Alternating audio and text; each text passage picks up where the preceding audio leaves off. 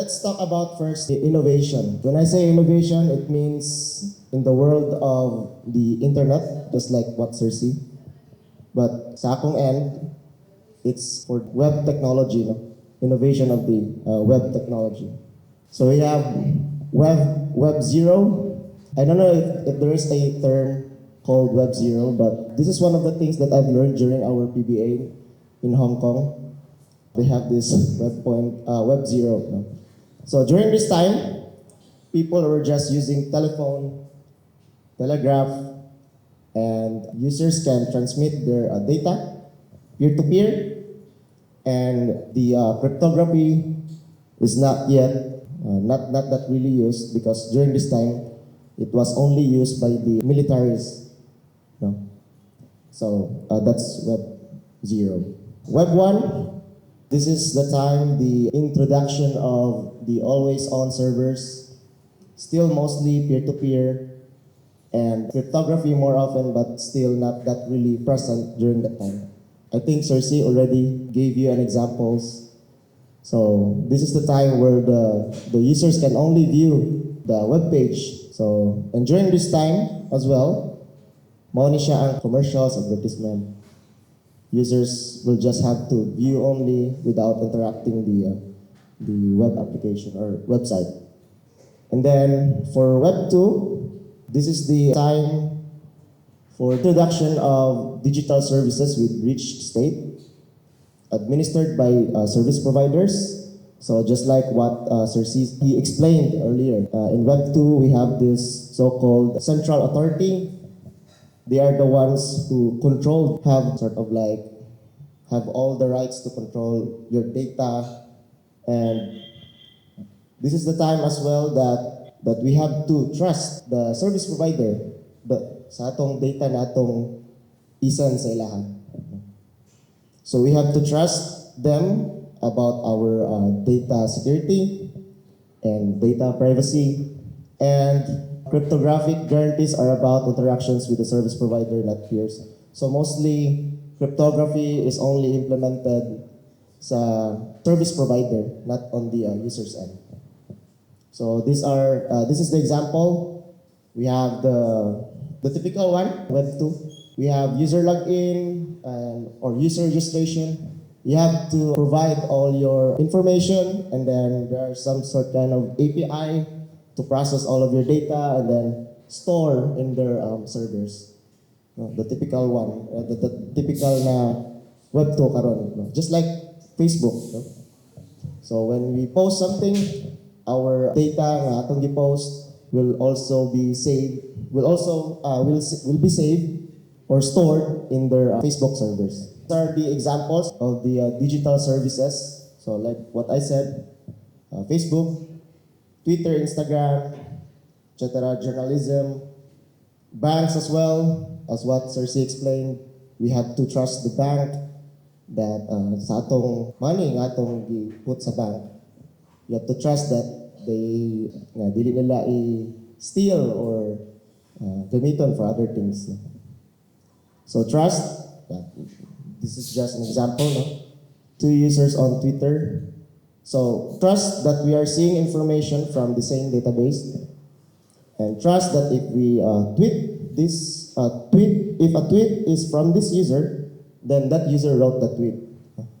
Trust that others see our messages as from us. Trust that the messages we see are the messages the users wrote, and trust that we're interacting with the application as equals. So these are the typical Web 2. We have to trust the service provider. In Web 2 as well, enables the service provider in God mode, to be a God mode.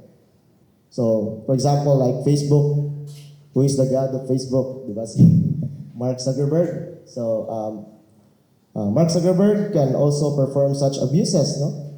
For example, like this one, censoring users' interaction, restricting users' interaction, failing to produce requested data, mutating or editing your data without knowing, no? And they can even shut you down because they are in control. So that's how God mode na enabled. Now in Web 3, This is the time the provision of digital service without the need to trust a service provider. No? So providers do not need also to be trusted. They are economically incentivized to behave honestly, and it also allows users to interact with a common system without trusting any intermediaries. In Web3, as you can see in the picture below, unlike Web2, this one, you have to put all of your information or sort of like KYC, no? KYC. But in Web3, you just have to create your wallet without putting names, email, etc.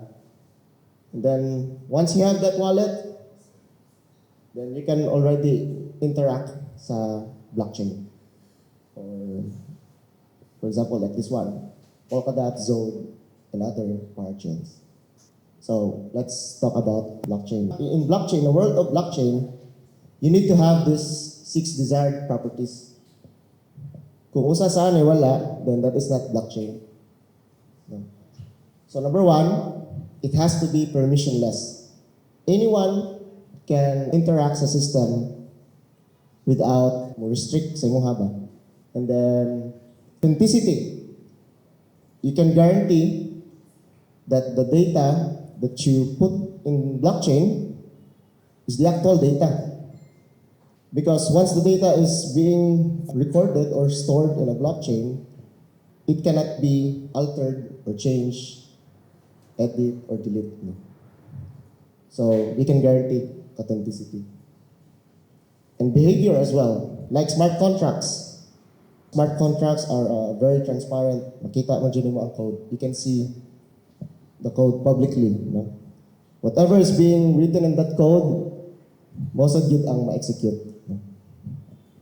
Okay. And then of course, privacy. In blockchain, di po na siya matawag o blockchain without cryptography. So, cryptography is the one na nakapakuha ng privacy, sa data privacy sa ka user. And of course, finality, just like I said, once the data is already in blockchain, it is there forever. No? It is final and it is stored in that blockchain forever. You cannot edit it, you cannot delete. It is there forever. And finally, unstoppability. No, you cannot stop the blockchain technology because, as what Sir C explained, it is decentralized. No, so as long as there is one server running sa usa ka blockchain, buhi gyapon yung blockchain. No, as long as na mag-run nga server, and anyone can be a server. No, so these are the 6 desired properties sa blockchain. Blockchain is just a shared history. So once you have a transaction that you have executed and stored in a blockchain, it will become history.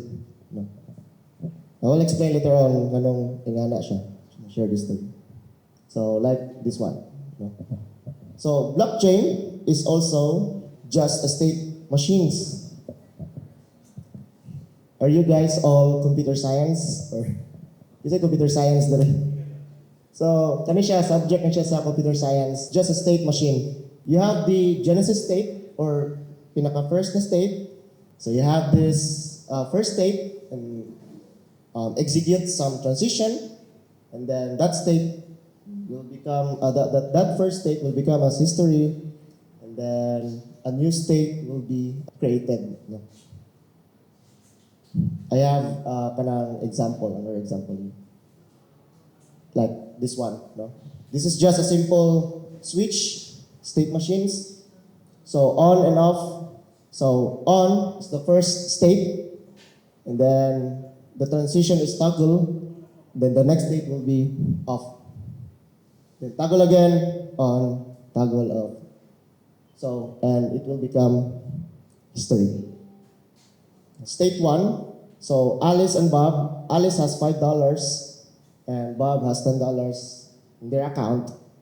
And then Alice spent her $5 and it will become now this the state 2. So Bob has the $5 already and Bob has $10 already. Shared history of a state machine. So if we agree on the starting state or the history of transitions, then we must agree on the current state. So if we agree on this state, then we must agree on the current state. So what is blockchain really all about? So blockchain can be thought of in 3 parts. So number 1, the state machine. Number 2 is the shared history. And of course, a general agreement, which is the consensus. So which history is the real one, and what part of history is final. Let's talk about blockchain structure. So again, this is a computer science subject. Blockchain is just a hash linked list, but dagan pa siya klase. There are many types of structure, no? But this is the very common one. So we have this first block, and then that block is gonna be hashed, and then that hash will be the parent hash of the second block. So for example, like this one, this is the hash potato. So this is hash, and then this hash will become the parent of the next block. And then this block is gonna be hashed again, and then will become the parent of the next block. And then so on and so forth. The first, we call it Genesis block, ang pinaka-first na block ma-produce sa blockchain. So, Genesis block. Blockchain meet state machine. Explain ako later on. Actually, blocks and states are 2 separate things, no? Two separate. Kung sa computer pa, 2 separate files. Yan na. So, like this one.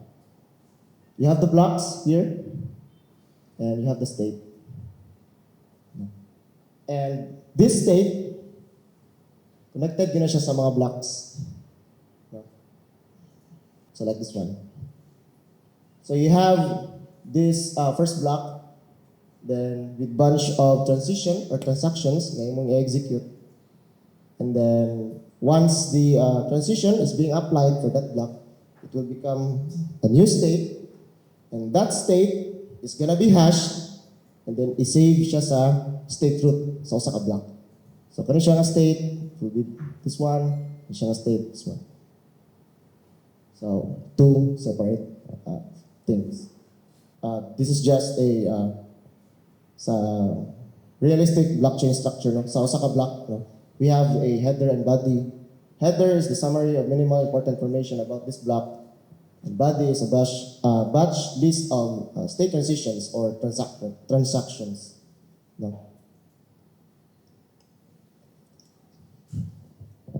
Substrate. Substrate is a framework that is used to build blockchains. No?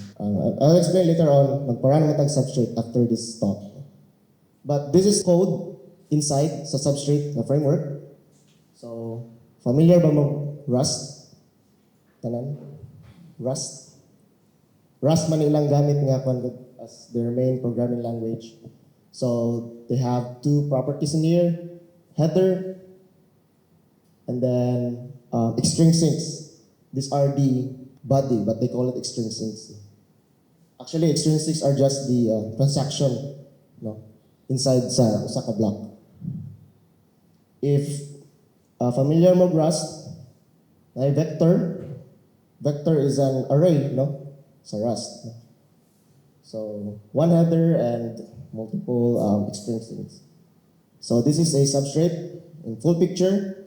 So we have header, the parent hash, and then the state root, and then extrinsic root, which means ang pinakauna nga extrinsic, na lisod sa saka block, and then and so on and so forth. And body as well, the transition. And then all of them are just, they are connected sa mga states. So, yeah, like I said, string syncs are just a transaction, no? If you could see in the picture, no? Si Bob, nag-check siya sa iyang, nag-transfer siya. So, string syncs is just a transaction. Later, I will show you na kung saan siya string syncs, no? Magkita na ito as we proceed sa itong workshop. Alright, so Substrate framework. What is Substrate? No? Substrate is a Rust framework for building blockchains. So like I said, if you want to create your own blockchain, then use Substrate. Then why? Why Substrate? Because future is a multi-chain, no? And building a blockchain from scratch is very hard. Try na ba mo create a blockchain from scratch? So, upgrading it, even harder. And Substrate is also a framework. So, mas dali i-build a blockchain using Substrate. Rust is the one that mo na siya ang main programming language sa tanan source code sa Polkadot. No? Why? Ngano mang Rust? So, first line of defense, it prevents human error when possible, and is a safe language, no memory safety issues. Even Microsoft and Google, no, they have already switched most of their applications ngaylang gina develop. They have already switched to Rust as their programming language. No, as first stated here, Microsoft and Google have each stated that software memory safety issues are behind around 70% of their vulnerabilities. So 70% is quite big. No? These are the parts, Substrate in full picture. No? The good thing about Substrate is that, number one is that you can easily build your own blockchain. Number two is your blockchain is upgradable using the Substrate. Because wasam raman siya. Familiar mo WASM or WebAssembly? No. So what you have to do, if you want to upgrade your blockchain, you just have to compile your code and then generate WASM file and then upload to your existing running blockchain. So that's the good thing about Substrate. And then later on, I'm gonna discuss the node, the runtime, as we proceed sa ato ang workshop. So if you want to learn more about Substrate, you can visit this website, no? Substrate.io, www.substrate.io. Complete ang ilahang documentation. So let's build a blockchain. First and foremost, since Substrate is based on Rust, programming language, so of course we have to install Rust. So you just have to go to their website, Rust. Maybe I could install Rust app. So this one. So you just have to run this on your terminal and then restart your terminal, then you already have your Rust programming language installed in your computer. Then after that, you just have to go to GitHub, no? Actually, all of their repositories, apart that they are all open source, so you can download it anytime, no? So you just have to search it here, Substrate, Developer Hub, and then Zoom, no? Correct. And then they have this Substrate node template. This one. Well, I have already cloned this in my laptop. So I'm just gonna show you the code already. This is a Substrate framework na repo, akong gi-clone. There are three important directories nga atong kailangan hibaw-an. Number one is the node. Node is, this is mo ni siya ang JIT sa runtime or sa imong RPC. Mao po ni siya ang mo-govern sa nodes kung imo siyang ipadagan sa imong local computer. Like, kung sa mga pasabot na kung humingon tagi-govern. Like, ang pag-save sa data. When you transfer balances, i-save yung balances dito sa blockchain, then si node ang na responsibility. Then we have this runtime or logics here. Actually, runtime are just the implementation of all the palettes that you have created under this directory, this one palettes. No. Actually, all of your logics na ginadiri sa palette.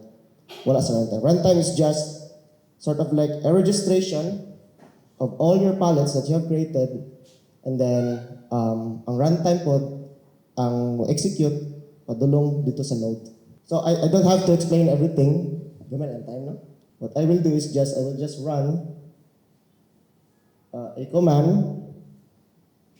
Well, I've already built this substrate node, no? Template. But when you build this one, you just have to run this command. Cargo build, release. But it's already finished now since pag mag-build ka, take check time. Labi na if your substrate imong application is quite big, no? So mo take check time ang pag-build. But I have already built this one. We just have to run it, no? Now to run it, you just have to type this command, target release, no template, like that. Zoom sa pag-zoom ni. Kung ba ang zoom eh. So, my RPC or my substrate node is currently running. All you have to do is just go to their website, this one, the polkadotjs.org apps explorer.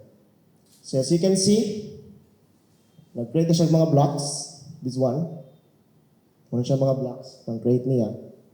And then, each block, we can see the block details, no? So, meron siya mga extrinsics. So, if mag-perform ka transactions, for example, mag-transfer ka, your transactions will be recorded sa kaning extrinsics. And then, of course, this is the header. We have the hash, the parent hash. This is the current hash, the parent hash. If mo na siya i-click, manavigate siya sa form, sa previous niya nga block. So, and then, sa substrate po, built-in na ang mga transactions na pwede na ito ma-execute. Like, for example, mag-send ka o, mag-send ko funds kang Alice to my wallet, then I could do that here sa substrate. It's already built in sa ako ang substrate nga akong padagan sa template na gi-provide ni Polkadot. So, blockchain and substrate. Thank you. Why 5 minutes?